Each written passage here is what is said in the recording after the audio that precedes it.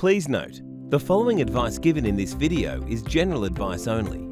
It's the responsibility of the installer to check the Australian standards to ensure that the installed product meets AS 1428.1 guidelines.